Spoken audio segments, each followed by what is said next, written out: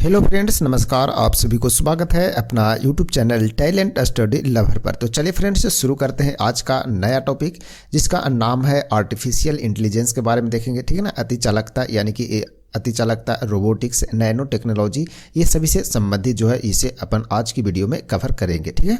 तो artificial intelligence हो गया, ऊपर उसके बाद हो गया सुपर कंडक्टिविटी, रोबोटिक्स या फिर नैनो टेक्नोलॉजी। ठीक है ना। तो मिसलेनियस है और आज की जो क्लास है ये अंतरिक्ष विज्ञान से लास्ट क्लास रहेगा इसका। ठीक है। तो आज के बाद ये क्लास जो है वो आपका खत्म हो जाएगा। मतलब कि जितने भी क्वेश्चन 9500 प्लस MCQ जो रुक्मणी प्रकाशन की बुक है, जिसमें जितने भी क्वेश्चन पूछे गए थे, ये सभी आपको इस सब्जेक्ट का खत्म हो जाएगा। ठीक है। तो आप लोग रिवीजन करते जाएगा फ्रेंड्स। इसके लिए आप लोगों को PDF मिल जाता है। ठीक है ना। भूल जाते हैं। PDF के लिए टेलीग्राम ज्वाइन कर लीजिएगा। टेलीग्राम का लिंक आपको वीडियो के नीचे डिस्क्रिप्शन बॉक्स में मिल जाएंगे। ठीक है ना। वहाँ से आप लोग PDF डाउनलोड कर डे बाय डे आप लोग रिवीजन करते रहेगा। जितने भी क्लास हुए सभी का PDF जो आपको अवेलेबल है इस चैनल पर। ठीक है। चलिए शुरू करते हैं फ्रेंड्स, और क्लास में यानी कि वीडियो पर लास्ट तक बने रहेगा। पहला क्वेश्चन है, भारत पाकिस्तान एक कारगिल युद्ध का कोड का नाम क्या था, ये बताना है। ठीक है। तो भारत पाकिस्तान के बीच कारगिल युद्ध हुआ था, तो इसमें जो कोड युद्ध किया गया था कारगिल युद्ध में, उसका नाम क्या है ये बताना है। ठीक है ना। चलिए, तो इसका सही आंसर है फ्रेंड्स आपका ऑपरेशन विजय। इसका राइट आंसर हो जाएगा ऑप्शन बी हो जाएगा। ठीक है ना।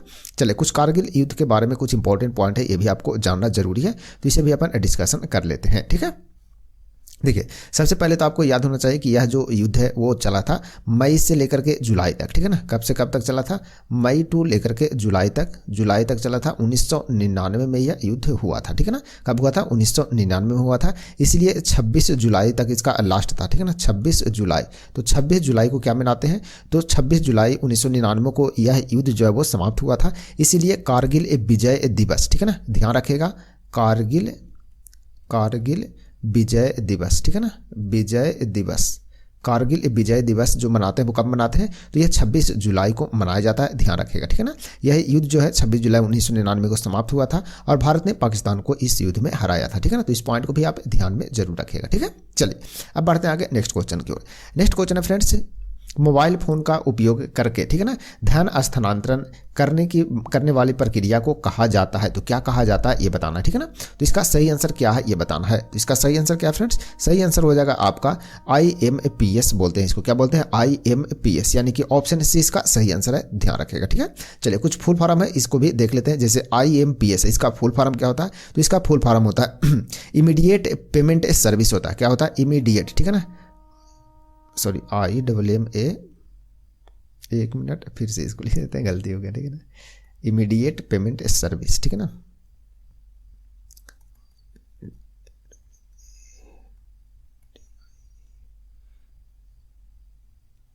इमीडिएट पेमेंट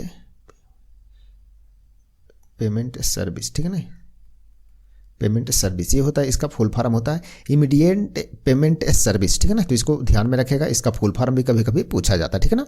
उसी प्रकार से होता है NEFT, ठीक है ना। तो NEFT होता है, इसका फुल फॉर्म क्या होता है? इसका होता है फ्रेंड नेशनल, ठीक है ना, नेशनल इलेक्ट्रॉनिक्स, ठीक है ना, इलेक्ट्रॉनिक्स, ठीक है ना, electronics, national electronics fund transfer, ठीक है ना, इलेक्ट्रॉनिक्स, एक मिनट इस पर सही से लिख नहीं पाते ना, इलेक्ट्रॉनिक्स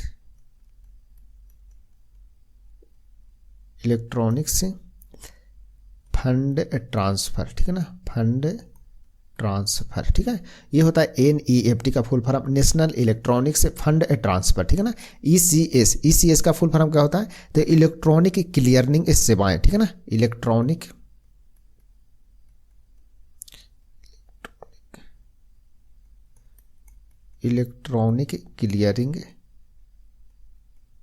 क्लियरिंग सेवाएं, ठीक है ना, सेवाएं, ये होता है इसका फुल फॉर्म, इसे भी ध्यान में जरूर रखेगा। ठीक है।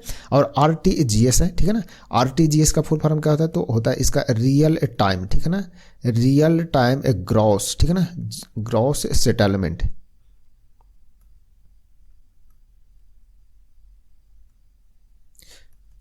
रियल टाइम ग्रॉस सेटलमेंट जो होता है वो RTGS का फुल फॉर्म होता है, इसे भी ध्यान रखिएगा, ठीक है।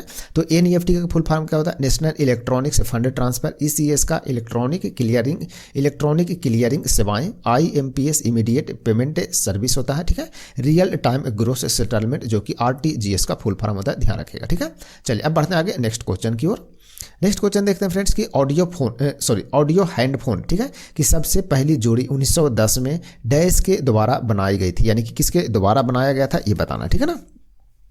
चलिए तो इसका सही आंसर क्या? सही आंसर हो जाएगा इसका राइट आंसर ऑप्शन बी हो जाएगा, ठीक है ना। राइट आंसर ऑप्शन बी है, इसे ध्यान में जरूर रखिएगा, ठीक है ना। हम्फ्री डेवी का क्या किया गया था? हम्फ्री डेवी के द्वारा सेफ्टी लैंप, ठीक है ना, सेफ्टी लैंप, ठीक है ना, सेफ्टी लैंप का आविष्कार किया गया था हम्फ्री डेवी के द्वारा।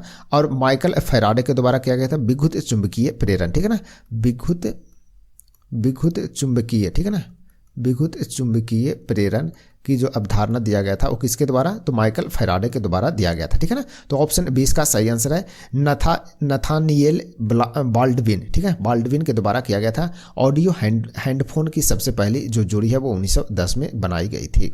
नेक्स्ट क्वेश्चन है कार्ल सगन, ठीक है ना। कार्ल सगन कौन था ये बताना फ्रेंड्स। तो इसका सही आंसर हो जाएगा आपका एक अमेरिकी खगोल शास्त्री का नाम है क्या? कार्ल सगन, यानी ऑप्शन ए इसका सही उत्तर हो जाएगा।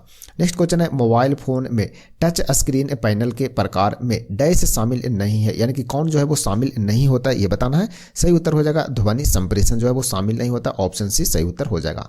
नेक्स्ट क्वेश्चन है फ्रेंड्स कि कौन सा मोबाइल फोन टच पैनल संवेदन यानी कि सेंसिंग तरीकों से संबंधित नहीं है ये बताइए। तो इसका सही आंसर हो जाएगा आपका वॉइस रिकग्निशन, ठीक है, वॉइस रिकग्निशन जो कि नहीं होता है, तो इसका ऑप्शन भी सही हो जाएगा। फिंगर टच होता है, ग्लव्स टच भी होता है, लाइट ट्रांसमिटेंट भी होता है, ठीक है ना, लेकिन वॉइस रिकग्निशन नहीं होता है, ठीक है ना।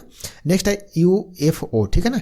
UFO का विस्तार रूप क्या होता है? इंपॉर्टेंट क्वेश्चन, इसे ध्यान में रखेगा, बहुत बार पूछा गया क्वेश्चन। UFO का जो फुल फॉर्म होता है वो क्या होता है? तो सही आंसर हो जाएगा अनआइडेंटिफाइड फ्लाइंग ऑब्जेक्ट होता है, यानी कि कोई ऑब्जेक्ट उड़ते रहता है जो कि अनआइडेंटिफाइड रहता है, यानी कि वो जाना पहचाना हुआ ऑब्जेक्ट नहीं रहता, ठीक है ना। इसको बोलते हैं क्या? UFO बोलते हैं। तो ऑप्शन 20 का सही उत्तर हो जाएगा। नेक्स्ट क्वेश्चन फ्रेंड्स, निम्नलिखित में से कौन सा विकल्प कृत्रिम पैर है ये बताना है, ठीक है। तो कौन जो है वो कृत्रिम पैर है, इसका सही आंसर क्या होगा? सही आंसर हो जाएगा आपका ऑप्शन नंबर बी, यानी कि जयपुर फूड, ठीक है। जयपुर फूड जो है वो कृत्रिम पैर का नाम है, तो ऑप्शन 20 का सही आंसर होगा। नेक्स्ट क्वेश्चन है न्यूटन भाभा फंड कार्यक्रम, ठीक है, न्यूटन भाभा फंड प्रोग्राम किनकी एक संयुक्त पहल थी ये बताना है। तो इसका सही उत्तर हो जाएगा फ्रेंड्स भारत और ब्रिटेन का, यानी ऑप्शन 20 का सही उत्तर हो जाएगा। नेक्स्ट क्वेश्चन देखते हैं, भारतीय अंतरिक्ष अनुसंधान संगठन यानी कि इसरो, ठीक है ना, इसरो की स्थापना कब हुआ था? कमेंट में आप लोग जरूर बताएगा, ठीक है ना।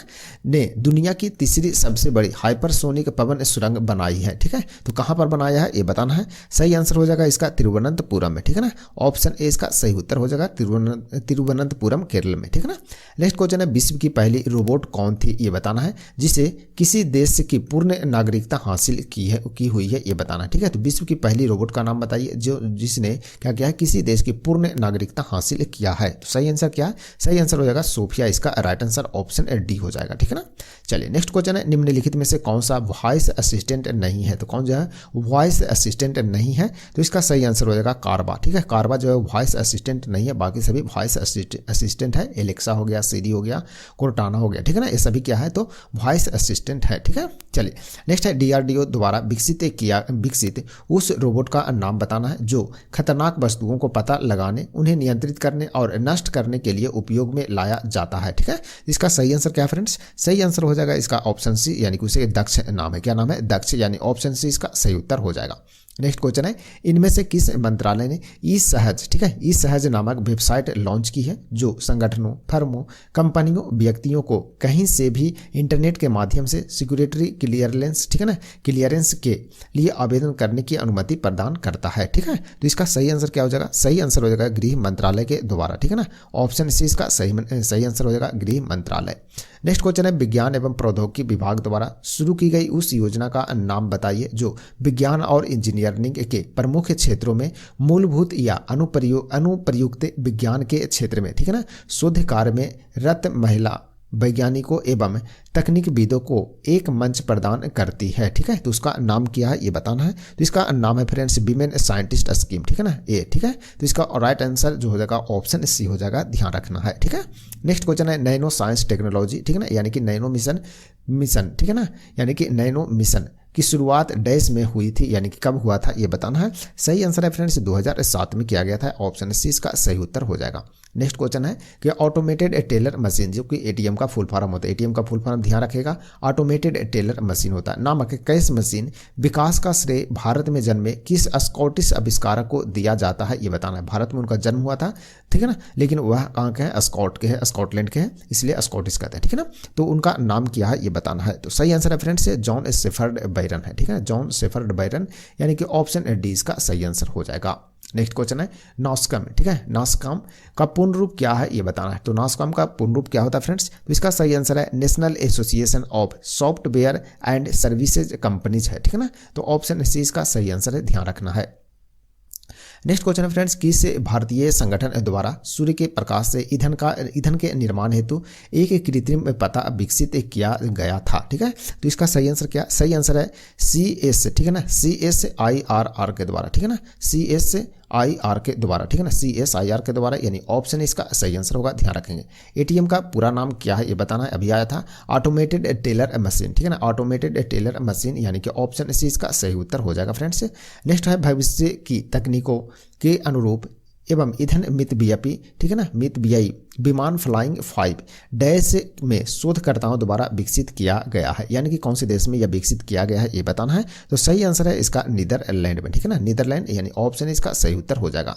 नेक्स्ट क्वेश्चन फ्रेंड्स, फेसबुक के उन आर्टिफिशियल इंटेलिजेंस रोबोट्स के नाम क्या थे जिन्हें बंद कर दिया गया था ये बताना है। तो इसका सही आंसर है आपका बॉब एंड एलिस, ठीक है ना, क्या है, बॉब और एलिस, ठीक है। तो ऑप्शन सी इसका सही आंसर हो जाएगा। नेक्स्ट क्वेश्चन है भारत की पहली इंजन रहित रेलगाड़ी का नाम क्या है ये बताना है। इंजन रहित रेलगाड़ी यानी कि उसमें इंजन ही नहीं है, ठीक है ना। तो इसका सही आंसर क्या हो जाएगा, सही आंसर है वंदे भारत एक्सप्रेस, ठीक है, वंदे भारत एक्सप्रेस, यानी ऑप्शन 20 का सही उत्तर हो जाएगा, ठीक है ना। चलिए नेक्स्ट क्वेश्चन है, इनमें से कौन सा भारतीय अनुसंधान स्टेशन अंटार्कटिक में नहीं है, ठीक है। तो कौन सा जो भारत का स्टेशन जो है वो अंटार्कटिक में नहीं है ये बताना फ्रेंड्स। सही आंसर है हिमालय नहीं है, ठीक है ना, बाकी सभी है, भारती, मैत्री, दक्षिण गंगोत्री, ये सभी अंटार्कटिक में है, लेकिन हिमालय नाम के नहीं है। तो ऑप्शन इसका सही उत्तर होगा, ध्यान रखेंगे। नेक्स्ट है अप्रैल 2016 में भारत सरकार द्वारा आरंभ किया गया ई नाम क्या है ये बताना है। तो ई नाम जो है वो क्या है ये बताइए। तो सही आंसर है इसका कृषि बाजार के लिए एक इलेक्ट्रॉनिक मंच है, क्या है, तो कृषि बाजार के लिए एक इलेक्ट्रॉनिक मंच है, यानी ऑप्शन सी इसका सही उत्तर हो जाएगा।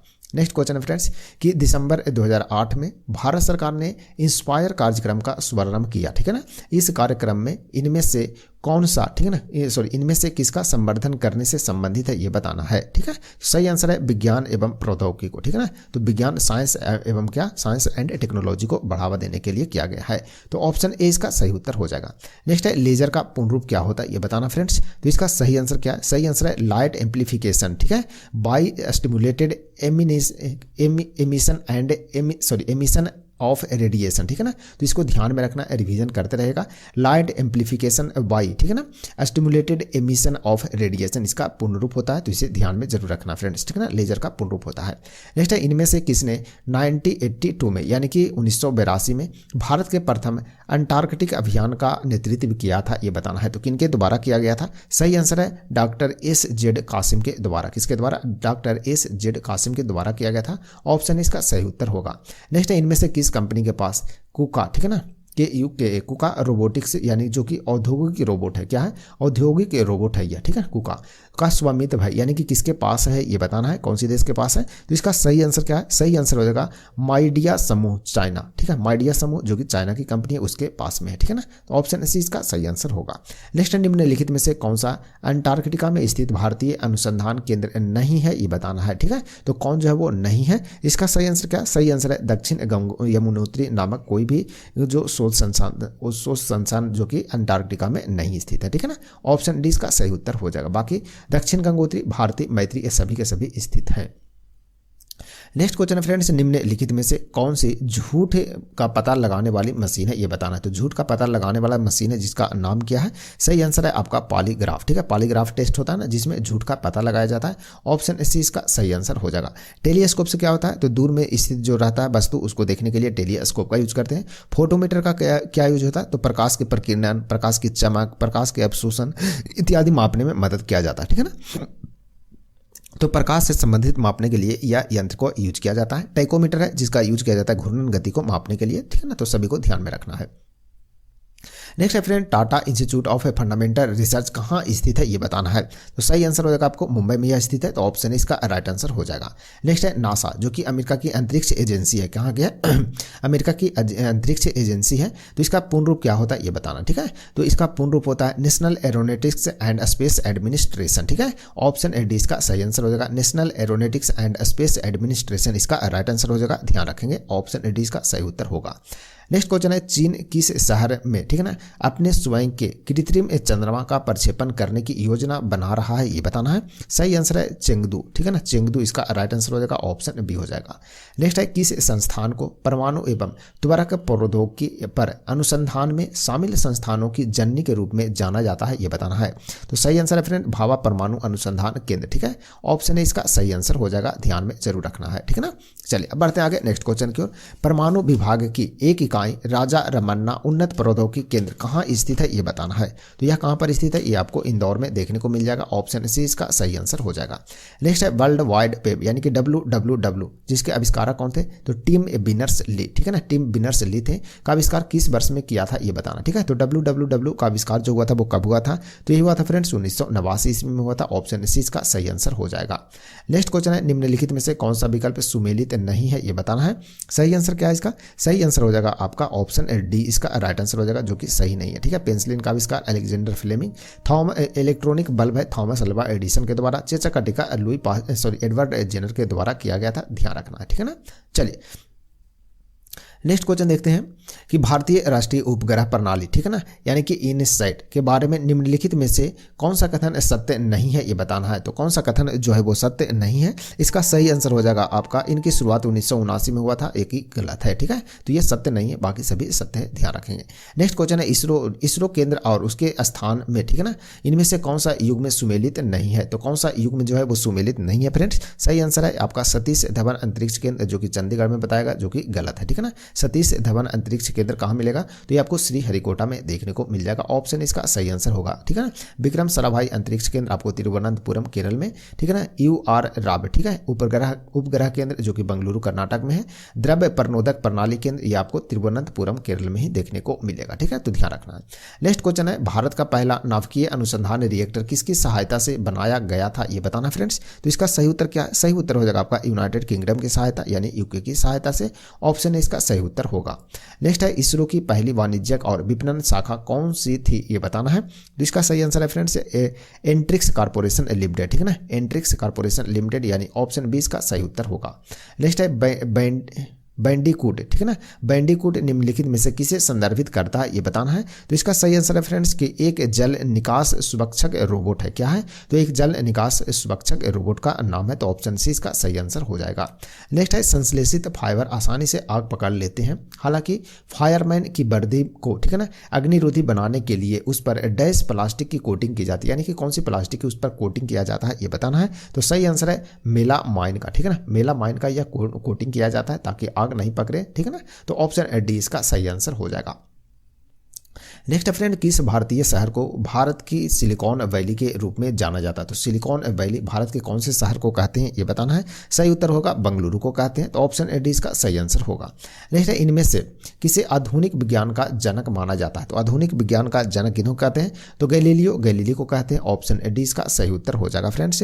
नेक्स्ट क्वेश्चन है, भाभा परमाणु अनुसंधान केंद्र मुंबई ने जनवरी 2021 में घोषणा किया कि उसने डैश के उत्पादन के लिए देश के पहले सार्वजनिक निजी साझेदारी अनुबंध रिएक्टर हेतु डिजाइन तैयार किया है, ठीक है। तो किसके उत्पादन के लिए इसके बारे में बताना है। तो इसका सही आंसर क्या, सही आंसर हो जाएगा आपका नाभिकीय औषधियों के लिए, ठीक है ना, नाभिकीय औषधि हो जाएगा, ऑप्शन है इसका सही उत्तर हो जाएगा।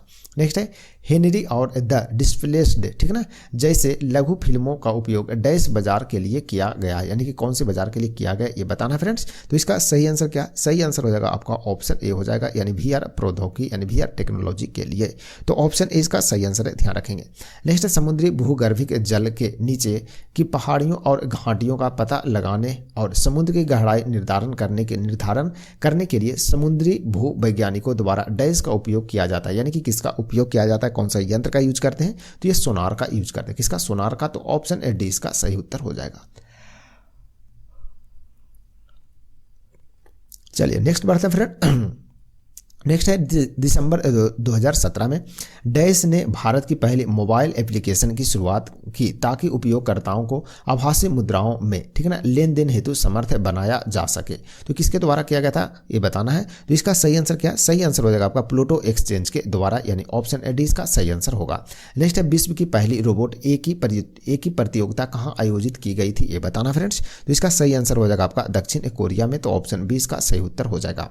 नेक्स्ट है भारत के संदर्भ में IGMDP से क्या तात्पर्य है ये बताना है। तो इसका सही आंसर है आपका प्रक्षेपण कार्यक्रम। क्या है? प्रक्षेपण कार्यक्रम इससे संबंधित है, तो ऑप्शन सी इसका सही आंसर हो जाएगा।